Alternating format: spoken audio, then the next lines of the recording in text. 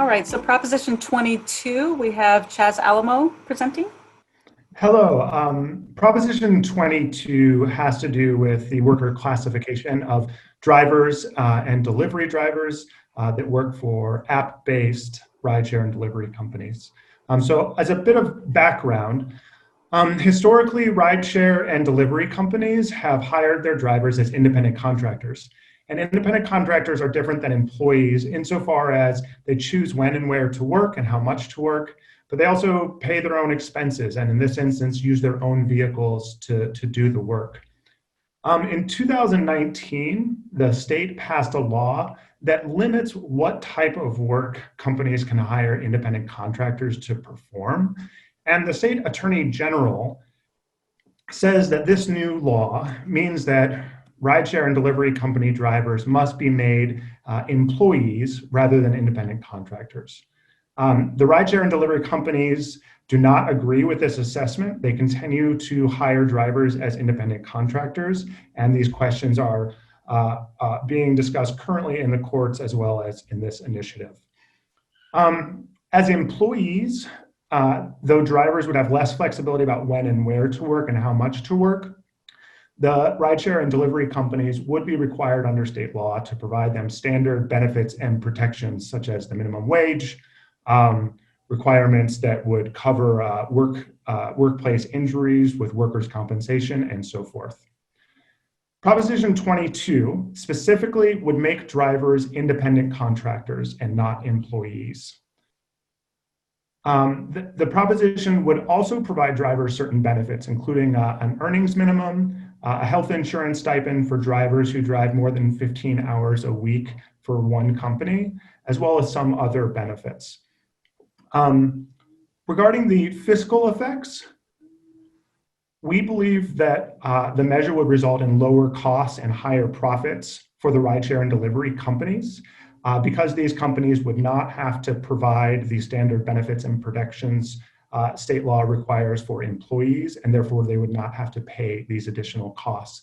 As a result, rideshare and delivery fees and charges should be lower under the measure, and that could increase the company's profits over the long term.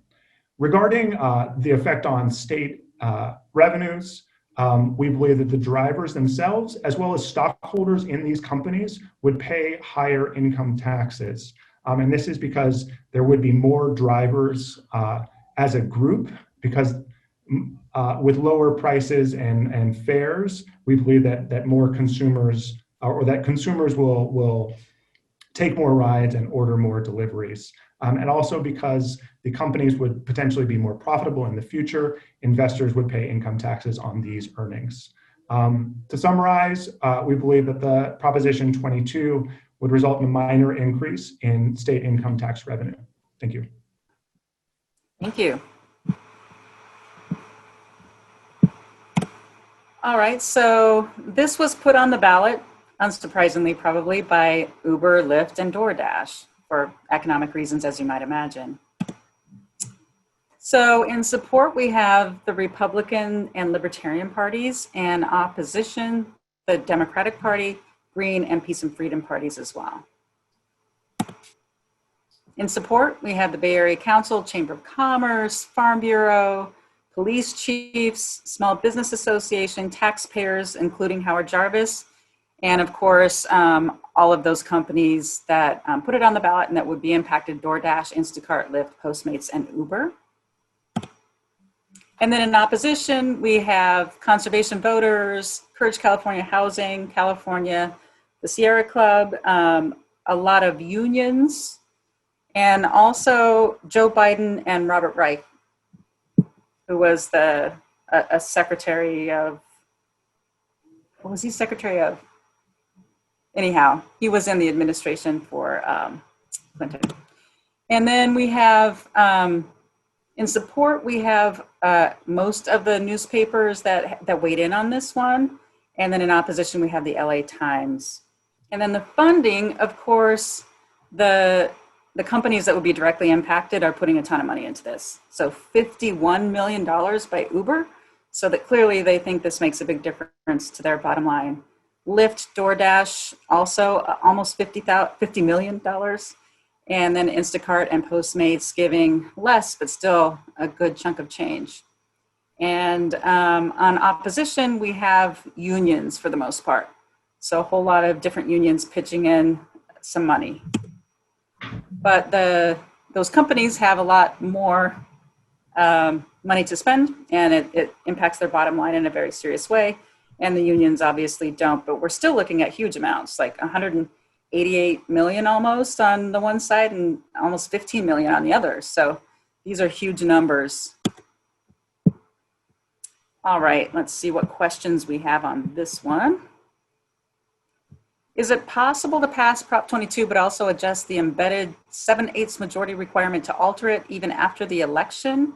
That seems steep and unreasonable for making adjustments. Would an adjustment have to be carried out in the judicial system? What do you think? Our understanding is that an adjustment of the type mentioned in the question would not be possible without meeting that 7/8 requirement in the initiative. Okay, so it requires a 7/8. Are there laws? So this proposition will keep drivers as independent contractors? That's correct, yes. Secretary of Labor, thank you. Any research done on the percentage of drivers who favor this proposition?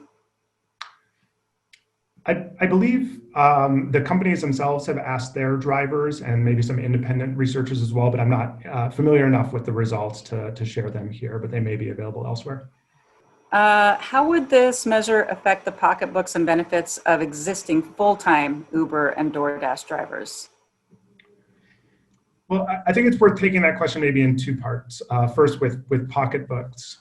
We didn't find evidence in reviewing the effect of this initiative, as well as the effect of making drivers employees, that suggested across the board income for drivers would go up or would go down. What we think is more likely is that certain drivers would see increased income under an employee model, whereas other drivers might receive less income. Now, regarding benefits themselves, because the independent contractor status is not associated with any required benefits from the rideshare and delivery companies, there are few benefits now, and there would be an expectation that the benefits in the initiative would be the only new benefits going forward. As I mentioned, there's a minimum pay standard, as well as a health insurance stipend and some other requirements. Benefits associated with an employment model are those that are provided under state law, minimum wage, workers' compensation, discrimination and harassment laws, and so on and so forth. Would this make rideshare companies responsible for any misconduct that their employees engage in? I think that question it is likely to be a legal question, and one I don't want to try to answer. Will be determined should the measure pass in the future. Okay. Do other states have similar laws?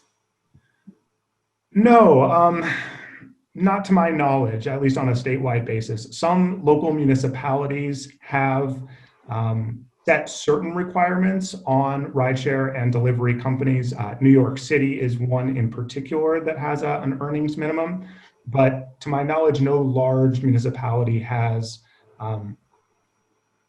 intended for drivers to be treated as employees by the companies. Would this, let's see, what's the chance that Uber and Lyft might cease operations in California if this happens? It's unknown.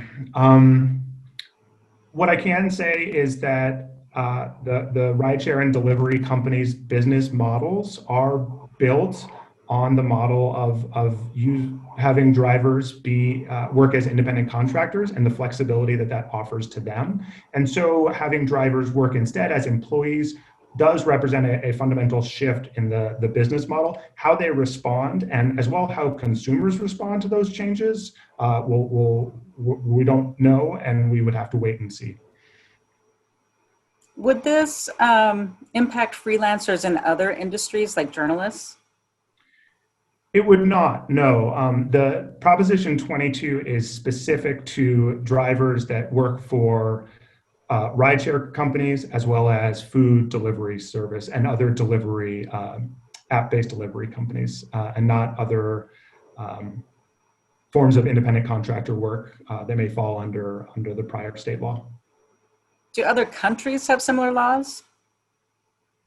I'm not familiar enough with the international context to draw comparisons.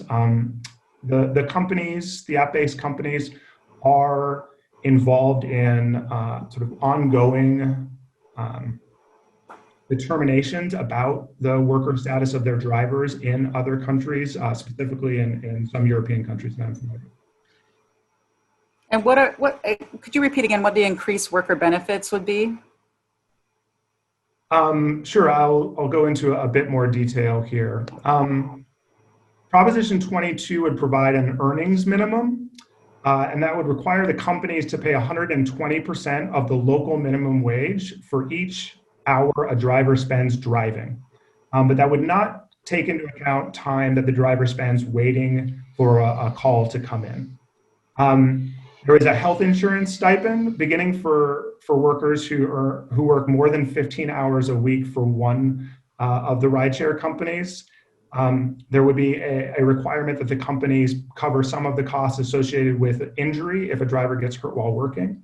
There's also a rest policy in Proposition 22 and several other requirements related to having a sexual harassment policy, conducting criminal background checks, and mandating safety training for drivers.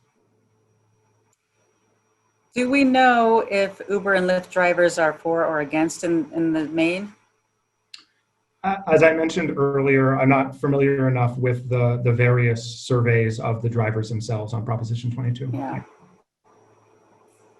Okay. Well, thank you. That was a lot of questions. We appreciate it. You're welcome.